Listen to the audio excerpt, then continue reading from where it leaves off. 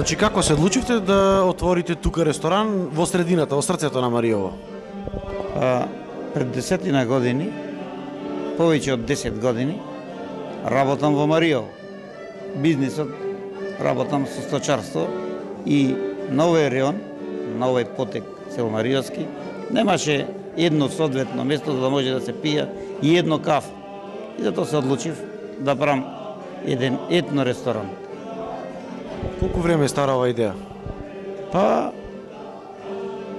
Го градам 2 години. Од каде се мислите да привлечете туристи тука во Мариово?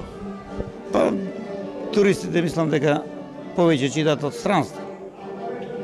Мислам повеќе од странство за да идат.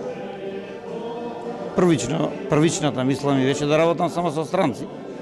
Да направам и сместувачки капацитет и мотелче. Меѓутоа тоа е во наредна фаза.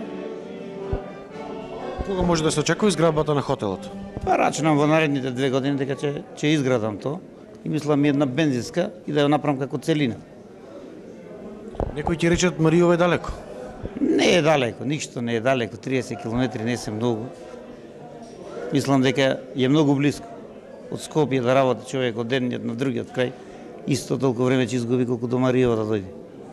Дали планирате да склучите договори со туристички агенции кои што би носеле тука гости?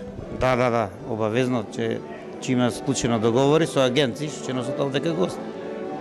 Има и овдека и многу раздвиженост. Низ Марио идат, веќе ми сега идат. Мислам идат, али до сега немаше место кај да седнат. Што ќе може тука, што им нудите на туристите кога ќе одат од страна на специјалитети? Мислам старите јадења, мариовски стари јадења. Тоа ми е планот и стално ќе имам мислам печење на јагне, на теле, буша, не е гоено теле, него телето ќе види буша од нашиот район. Тоа ќе види како главно. Значи чиста еколошка здрава храна. Чиста еколошка здрава храна и мислам и сета храна ќе види и од овдека. Мислам домати, пиперки, краставици, се да види од овој район.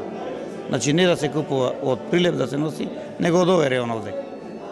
Дали сметате дека преку ваквите инвестиции би се вратил животот тука во Мариово? Мислам дека може да се враќа животот, меѓутоа треба многу да се вложува за да се врати животот. Мислам државата тоа треба да го прави. Не ние како поединци. Што е потребно? Што е потребно? Државата да субвенционира ова работа, треба да претрпи големи субвенции. Како што се дават на странци што идат од Охрид да се дават на вакви ресторанти, на вакви објекти, да се субвенционира, дури да почне.